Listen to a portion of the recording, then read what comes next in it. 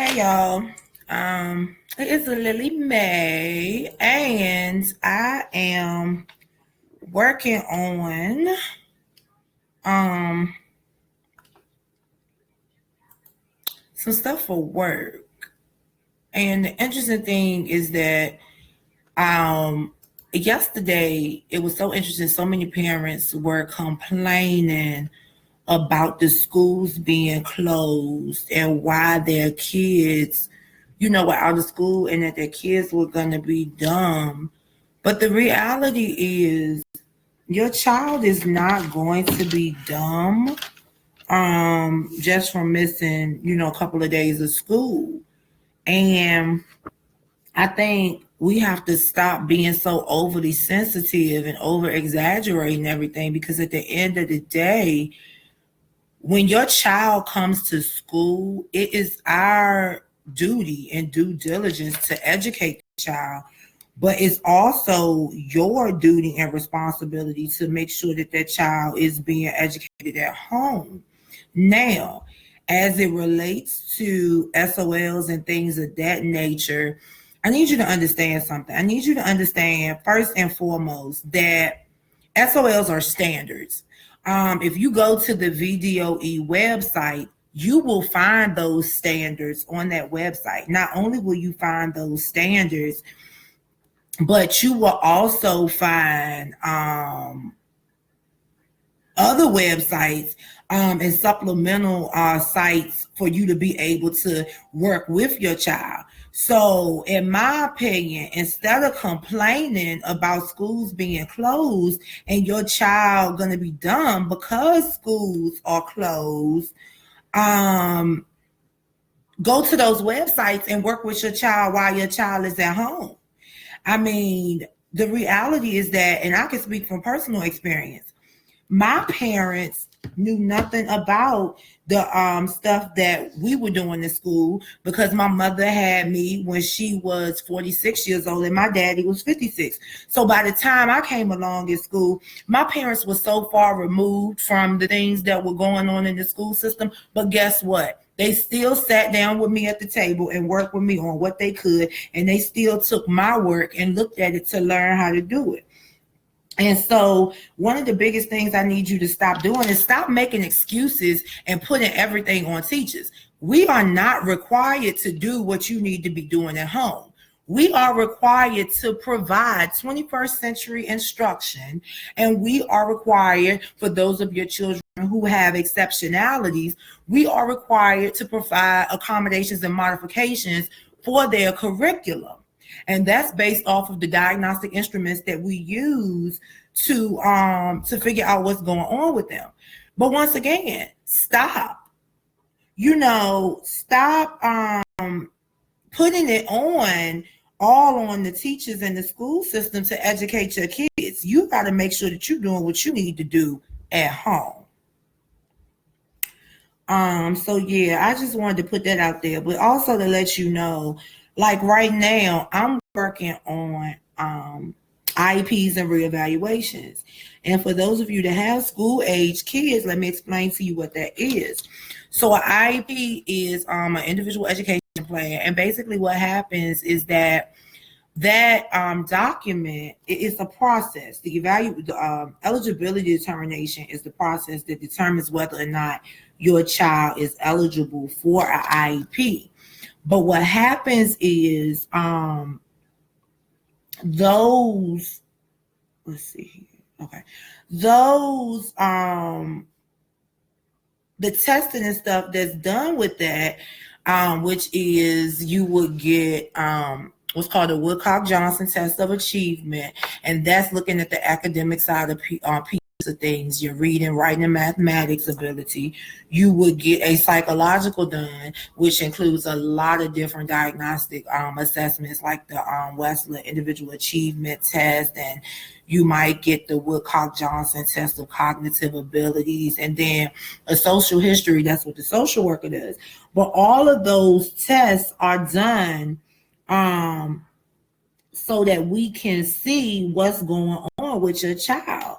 Now, the idea is that a lot of your kids may not be doing very well in school, but that could be in part because they may need that eligibility screening. And the thing is, that's why I'm telling you, stop blaming the school systems for so many things and start to assess your child at home. Start to assess your child at home, because in assessing your child at home, you will start to see a lot of their behaviors. And you might say, you know what, let me talk to their teacher, let me talk to their school counselor, and let me see what I can come up with, because such and such is something going on with my child. And that's something that's really, really near and dear to me, because I work with a lot of kids that I feel like if their parents understood the process a little bit more, it might be a little bit easier for them to seek help.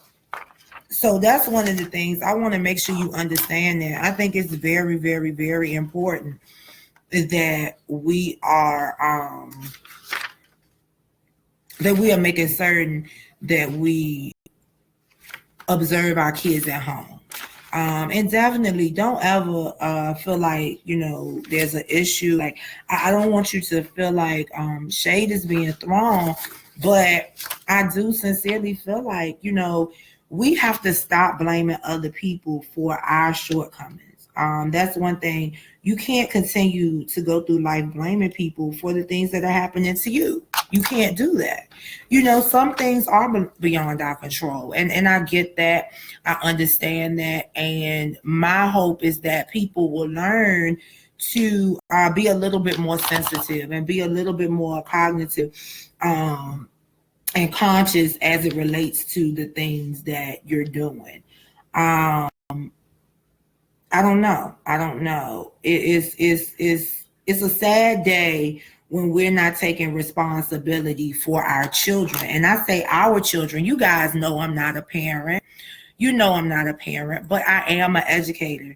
And what you have to understand is this: as an educator, I bring your kids home with me. Right now, I have about 6 documents that I'm getting ready to start working on. Why? Because your children are near and dear to me. Your children are important to me. And so it's up to me to work on these documents and make sure that your child's stuff is together. A lot of things that I'm looking at, I'm finding, I'm like, wow, you're missing a lot of stuff. A lot of the documents that I'm reviewing right now, I'm like, wow, there's so much stuff missing. There is so much stuff missing, and it's sad. It's very, very sad, because so many kids are struggling. So many kids are struggling in reading, writing, and arithmetic. And that's the other thing. We need to get back to the basics. So about these SOLs. Yes, SOLs are necessary, okay? SOLs are definitely necessary, but this is what I need you to understand. You can control whether or not SOLs continue to negatively impact your child's education, but you have to lobby your state and local representatives to fight on your behalf. Stop taking everything that supposed or alleged authority figures are throwing out there. You have the right to question. You have the right to question. Like I said, my parents were a lot older than most of my friends' parents. But guess what? My parents questioned everything. My parents questioned everything. Because they knew that when they came through school, see, my parents went to school when schools were segregated, which means separate but equal. But they, of course, we know they weren't really equal. So the idea is that, you have to make sure that you are doing everything that you can do for your child. And what that means is being able to reach out to people. I'm at your disposal. I am at your disposal. Yes, I teach high school, but I'm at your disposal. If you have questions, if your child is a student with special needs and you have questions about the IEP process, which is the individualized education plan, if you have questions about that process, by all means, inbox me. That information is confidential. If you need support with that, if you need help understanding something in that plan, Once again, by all means, please inbox me. I will help you with whatever I can. But at the same time, you have to understand that you have to become educated yourself on the process and take initiative to go to your child's school and to ask questions, because at the end of the day, what happens is these kids need you. Your kids need you. Okay? Your kids need you, and we can't do anything if we don't know what your child needs. So what's really, really important is to make sure that you are definitely on top of these things. Like I said, right now I'm working on IEPs. Yeah, it's a snow day, and what you think is that you think, oh, the teachers want snow days so they can just lay around and chill. No. Maybe my colleagues do. I don't lay around and chill on snow days. Right now, I have documents in front of me. I'm looking at numbers. I'm calculating. I'm reassessing numbers so that I can help this child get the services that she needs to be successful in school. And so those are the things that I want you to understand. Don't feel like we don't, do anything, because the reality is that we do a lot. We do a lot. And particularly for me, teaching high school and being an exceptional education teacher, it means that I wear 3 hats. I have to teach. I have to provide differentiation of instruction, which simply means making sure that instruction is individualized to fit the kids that need additional supports and learn differently, to make sure that the instruction fits what they need. I have to also come up with specially designed instruction, which far exceeds differentiation of instruction, which all teachers do. And I have to case manage these students, which simply means making sure that they're getting the things that they need. So, it's a lot. But so please, if you have any questions, just let me know. Just let me know, and I will do what I can to help you. Yeah, that's about it.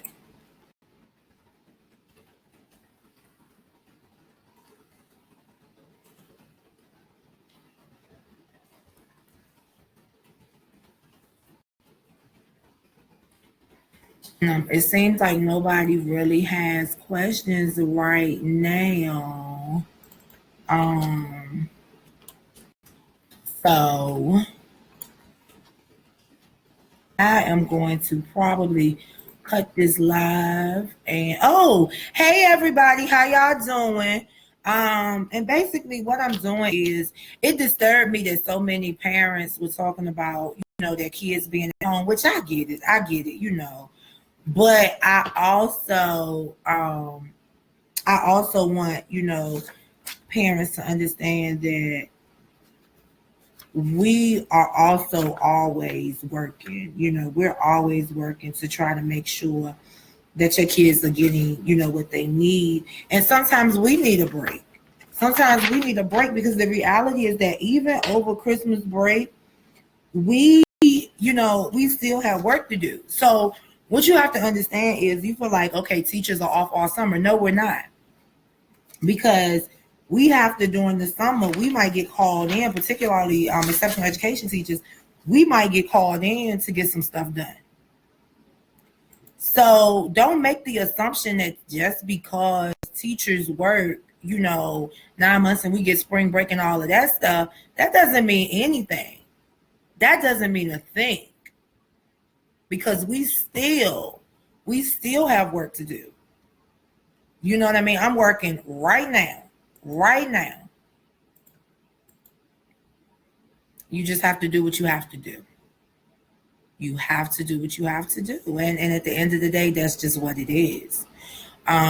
So thank you guys for tuning in. I'm going to continue to work on what I'm working on, which is simply developing a couple of IEPs and also preparing documents and reports for reevaluations But if you have any questions about the special education process, whether it's child study, eligibility determinations, development of the IEP, IEP addendums, if you have a child with special needs and you need some support, please by all means reach out to me. I'll be glad to help you. All right, guys, have a great day.